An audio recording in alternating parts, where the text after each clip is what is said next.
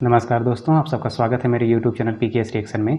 जो मैं वीडियो आप लोगों के लिए लेके आया हूँ वो एक ठग लाइफ है और ये ठग लाइफ है उत्तर प्रदेश के मुख्यमंत्री योगी आदित्यनाथ की। जैसा कि हम सब जानते हैं कि योगी आदित्यनाथ अपने बेस्ट रिप्लाई और तुरंत जो उनकी हाजिर जवाबी है उसके लिए जाने जाते हैं। तो आप सोचिए कि उनकी जो ठग लाइफ है वो कैसी होगी। तो चलिए वीडियो को देखते हैं और फिर उससे बात करते हैं। चलिए वीडियो को शुरू करते हैं। हर मुसीबत का सामना करने वाला एक शेर इस घर में पैदा हुआ है।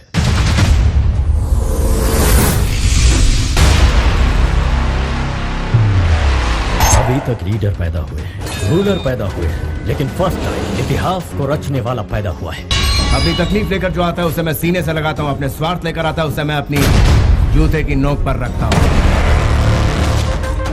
15 मिनट के लिए पुलिस को हटा लो, बता लेंगे किसमें हिम्मत है, कौन था।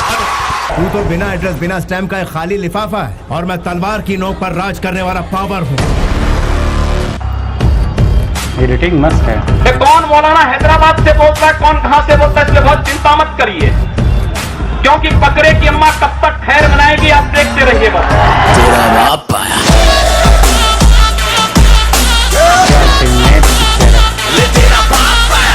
नमस्कार दोस्तों, आप सभी की रिक्वेस्ट पे मैं लेके आया हूँ योगी जी ठग लाइफ। और ये ठग लाइफ वीडियो अगर आपने 10 मिनट का देखा तो आप समझ जाएंगे कि इनसे बेहतर कोई नेता ही नहीं है आज की डेट में हिंदुस्तान में। 2017 में जब बीजेपी ने चुनाव जीता था तो बीजेपी के पास बड़े सारे विकल्प थे सीएम पद के लिए, लेकिन उन सारे विकल्पों में योगी जी का कहीं दूर दूर तक नाम नहीं था। और अगर आज की बात करूं तो योगी जी के अलावा बीजेपी के पास कोई विकल्प नहीं है, क्योंकि बहुत सारे नेता ये बोल रहे थे कि योगी जी के पास कोई प्रशासनिक अनुभव नहीं है, इन्होंने तो कभी ग्रुप की अध्यक्षता नहीं की, क्लास के मॉनिटर तक नहीं रहे, तो वो स्टेट क्या संभालेंगे। लेकिन उन्होंने जो संभाल के दिया है ना, और जो पिछवाड़े पे दिया है माफियाओं के, वो पूरा हिंदुस्तान के लिए एग्जाम्पल है। वीडियो दोस्तों एंड तक जरूर देखिए, क्योंकि एंड तक देखते देखते आप समझ जाएंगे कि योगी जी क्या हिंदुस्तान को बनाना चाहते हैं। वीडियो आप लोग चाहें तो इतना स्किप कर सकते हैं।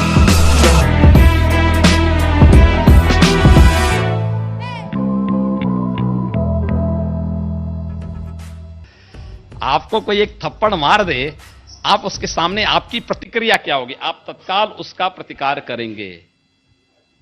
अगर आपके पास क्षमता है आप उसको पटकेंगे, वहां पे एक घूंसा जरूर मारेंगे। क्षमता नहीं होगी, आप कमजोर होंगे तो आप भाग खड़े होंगे। आप घर में भी नहीं बताएंगे किसी ने मुझे मारा है। मैं जानता हूं तो लोग कहेंगे कि आप कानून बनाने वाले सांसद उकसा रहे हैं। कानून मानवों के लिए होता है, दानवों के लिए नहीं। जो दानव प्रवृत्ति के हैं उनको उनकी भाषा में जवाब देना चाहिए।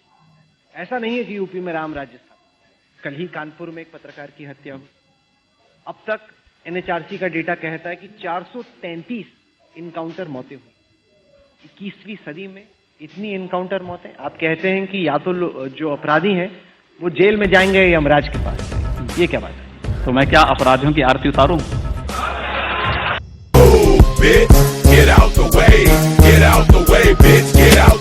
तो ये जो धमकी देते थे कि 370 समाप्त करोगे, खून की नदियां बहेंगी, हम कहते थे यार कुछ नहीं होने वाला।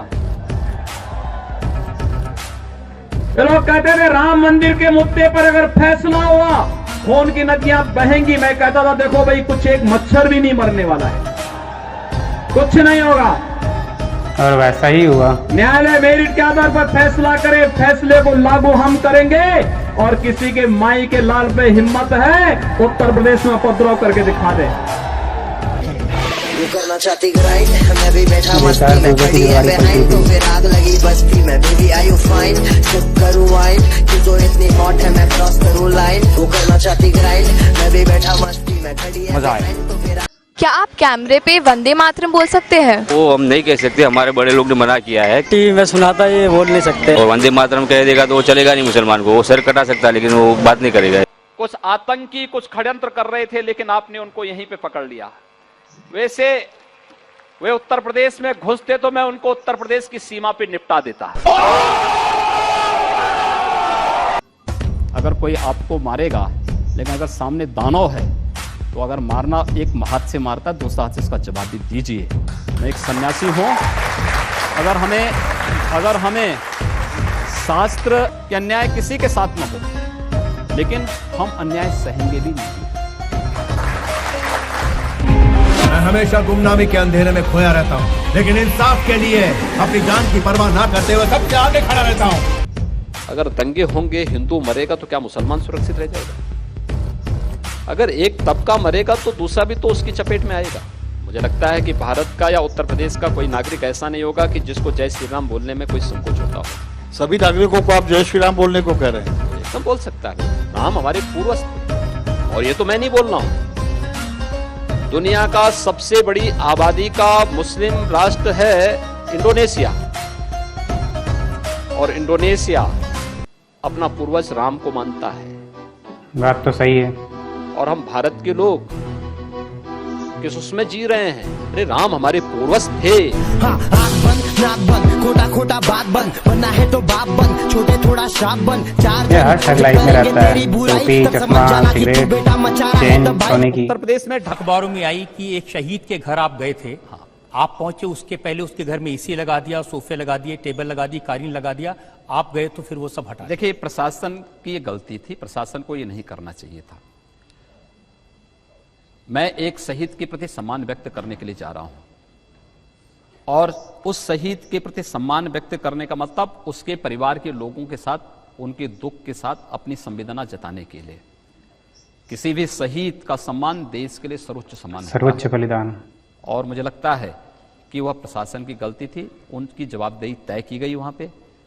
भाई, एक मेरे लिए एसी लगाने की आवश्यकता क्या थी? दूसरा, जब मैं वहां था तो मुझे तो पसीना वैसे आ रहे थे जैसे लोगों को और पसीने थे, क्योंकि वहां पर तो भयंकर गर्मी थी। नमस्कार सर, मेरा सवाल है आपसे। आपने होली मनाई, आपने दिवाली भी मनाई, पर आपसे जब पूछा गया कि क्या आप ईद भी मनाएंगे तो आपने मना कर दिया। क्या हम ये मान लें कि आप हिंदुओं के नेता हैं? देखिए, मैं मुख्यमंत्री तो पूरे प्रदेश का हूं, 22 करोड़ जनता का मुख्यमंत्री हूं, लेकिन मेरी व्यक्तिगत आस्था भी है। और व्यक्तिगत आस्था ये, मैं वो पाखंड नहीं कर सकता कि घर के अंदर हनुमान चालीसा का वाचन करूं और बाहर जाकर टोपी लगा करके जो है दूसरा प्रदर्शन करूं। ये चीजें नहीं हो सकती हैं। मेरी आस्था मेरे स्थान पर है, मैं उसका पालन कर रहा हूं, और मुझे हिंदू होने पर गर्व की अनुभूति भी होती है।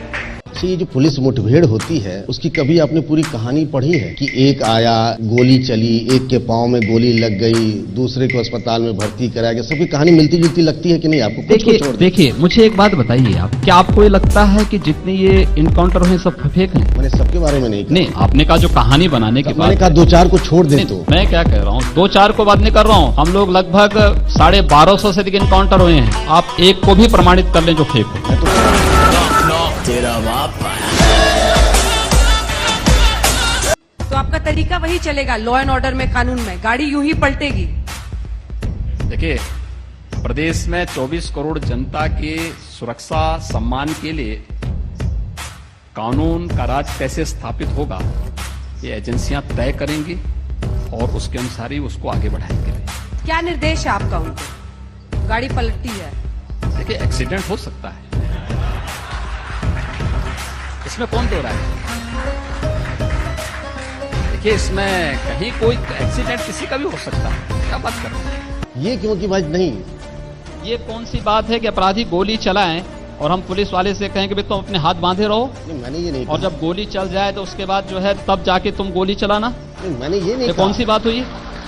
अगर सामने से गोली चल रही है तो पुलिस को पूरा अधिकार है कि गोली का जवाब वो गोली से दे। गोरखपुर को हिंदुत्व की लेबोरेटरी बनाकर रख दिया है। आप अलीनगर का नाम आर्यनगर रख देते हैं, उर्दू बाजार का हिंदी बाजार। ये कहाँ जाके रुकेगा आपका? बिल्कुल होना चाहिए, क्यों नहीं होना चाहिए? अतीत के गौरव के साथ वर्तमान को जुड़ना चाहिए। अली से गोरखपुर का मतलब कहां से है? आर्यों से है। उस अतीत के गौरवशाली पलों के साथ अगर वर्तमान समाज जुड़ता है तो मुझे लगता है कि उसके सामने ढेर सारी संभावनाएं होंगी। हम किसी संकीर्ण दायरे में चलने के बजाय हाईवे पे चलें, और हाईवे पे चलने के एक रास्ता तैयार किया जा रहा है।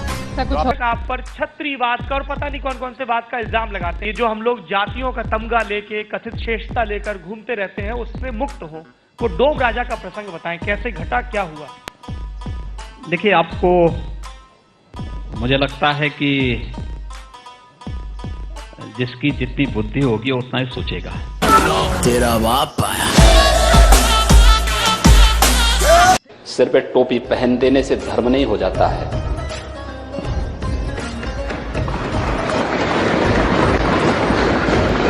हमने धर्म को कर्तव्य के साथ जोड़ करके देखा है, दायित्व के साथ जोड़ करके देखा है। आखिर जिस कार्य के लिए 1990 में राम भक्त अयोध्या में जा रहे थे, जिन राम भक्तों को गोली मारी गई थी, जो लोग कहते थे कि परिंदा भी पर नहीं मार सकता, आखिर उन राम भक्तों की बात को देश के सर्वोच्च न्यायालय ने मोहर लगाई ना। आज आतंकवादियों को बिरयानी नहीं खिलाई जा रही है। ये बिरयानी खिलाने का शौक या तो कश्मीर के अंदर कांग्रेस को था, या फिर बिरयानी खिलाने का शौक शाहीन बाग जैसी घटनाओं में केजरीवाल को है। हम कहना चाहते हैं जिन्हें पाकिस्तान प्यारा है वे पाकिस्तान में जाएं।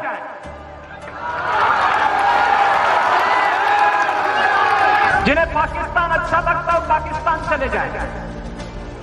हम उसको रोकेंगे नहीं, अगर वो चाहेगा तो उसको जाने का किराया भी मुहैया करा देंगे। बहुत वायरल हुई है वीडियो। हम पूरी व्यवस्था कर देंगे, लेकिन ये नहीं हो सकता है कि भारत के अंदर रह करके पर्व और त्योहार के नाम पर इस देश की संविधान की व्यवस्था को, देश के संवैधानिक व्यवस्था को कोई चुनौती देने का कार्य करेगा, तो चेतावनी हमें स्वीकार्य नहीं है। कि मानो हिंदुत्व एजेंडा पूरे देश पे थोपा जा रहा है, जबकि देश है सेक्युलर देश। कहा जाता है कि नहीं, हम भारत को हिंदुत्व देश की नजर से देखना चाहते हैं, ये ठीक नहीं है। का मतलब आपका है क्या? भारत सेक्युलर देश इसलिए है क्योंकि भारत हिंदू बहुसंख्यक है। आखिर भारत से अलग हुए पाकिस्तान और बांग्लादेश में सेकुलरिज्म कहां मर गई है? वे भारत के पार्ट थे। अगर कोई भारत के अंदर सेकुलरिज्म देखना चाहता है तो उसको पाकिस्तान और बांग्लादेश के अंदर इसकी वकालत करनी चाहिए। एक प्रधानमंत्री को जहर दे दिया जाता है, पार्लियामेंट में अटैक हो जाता है, बॉम्बे में ब्लास्ट। कुछ मत बोलो, सेकुलरिज्म। मुझ में ईश्वर की दी हुई शक्ति और लोगों का विश्वास है, जो मेरे लिए जान तक देने को तैयार है। हिस्ट्री रिपीट होती रहेगी। राम जन्मभूमि का आपको ध्यान आ रहा है, उनको ध्यान नहीं आया कि मैं राम मंदिर मुझे भी याद आ रहा है जी। आपको ये भी याद रखना चाहिए कि इस देश में चंद्रगुप्त को भी किसी सेल्यूकस ने अपनी कन्या दी थी, और राणा कुंभा को भी किसी मुस्लिम फकीर ने अपनी कन्या दी थी। बिल्कुल दी होगी। तो याद रखना, हिंदू इन सब चीजों को नहीं करता है। जी मैं ये कह रहा हूँ, करते नहीं, मैं कह रहा हूँ महारानी ने क्यों नहीं राम जन्मभूमि के लिए राजा से, मुसलमानों ने यहाँ 700 साल हुकूमत की है। अगर धर्म परिवर्तन का ये जो आप कह रहे हैं तो ये सारे यहाँ मुसलमानों के, कोई हिंदू नहीं होता। मुसलमानों ने हमेशा ही प्यार और मोहब्बत से काम लिया है, और हम भी उसी में से हैं, हम भी हिंदुओं में से हैं। हम वो नहीं है। ये जजिया कर किसने लगाया था? हाफिज जी एक बात बताऊं मैं आपको, आप मुझे बात बताइए, आपके 3 पीढ़ी 4 पीढ़ी पूर्व आप लोगों के पूर्वज भी हिंदू रहे होंगे, आपको अपना डीएनए जांच कराना चाहिए, किसी हिंदू का डीएनए निकलेगा। योगी जी को जेल जाना चाहिए, मोदी जी को जेल जाना चाहिए, हमारे बीच से एक दर्शक ने कहा था। तो मैं कहना चाहता हूं, जो सांप्रदायिकता को सबसे ज्यादा बढ़ावा देते हैं उनका नाम है ओवैसी। तो ओवैसी को भी तो जेल में डालना चाहिए, ओवैसी को भी तो जेल में डालना चाहिए। आपको जो है इन्होंने जो बात कही है, मुझे लगता है कि इस प्रकार के जिहादी उन्मादियों का नाम ही लेना अपने आप में पाप है, इसलिए इन पापों का नाम मत लीजिए, जाने दीजिए, उसको छोड़ दीजिए। समझा देना उसको, सेंट्रल में हो या स्टेट में, रूलिंग में हो या ऑपोजिशन में, देश में हो या विदेश में, जुल्म के खिलाफ मुझे ही पाएगा। तो दोस्तों ये वाला आपको वीडियो कैसा लगा? तो यहाँ पे दोस्तों वीडियो ख़त्म हुआ। काफ़ी मस्त एडिटिंग की है भाई ने, और काफ़ी अच्छा है। योगी आदित्यनाथ के जो स्टेटमेंट देते हैं बहुत ही बोल्ड देते हैं। आप सोचो कि जब धारा 370 हटी थी तो ये हुआ था कि बवाल होगा, और जैसा कि उन्होंने बोला था कि उत्तर प्रदेश में एक मच्छर भी नहीं मरेगा, और कहीं कोई चूँ चाँ भी नहीं किया था, सब खामोश थे, कहीं कोई किसी भी प्रकार का कोई उपद्रव नहीं हुआ था। जब अयोध्या में राम मंदिर का फैसला आया था सुप्रीम कोर्ट से, तब भी ये था कि भाई दंगे फैल सकते हैं, सब चीज़ हो सकता है। इन्होंने कहा कुछ नहीं होगा, कानून का राज कायम करना मेरी जिम्मेदारी है, और मैं कहीं पे भी दंगे नहीं होने दूंगा, और एक भी दंगा नहीं हुआ। और सोचो इनके शासनकाल में इतने ज़्यादा इनकाउंटर्स हुए हैं, जितने भी अपराधी थे सबके लगातार एनकाउंटर अभी भी जारी हैं। अब पिछले 1-2 महीने में तो आप देखे हैं कितने अतीक अहमद और उसके बेटे, उनके गुर्गे सब लपेट दिए गए।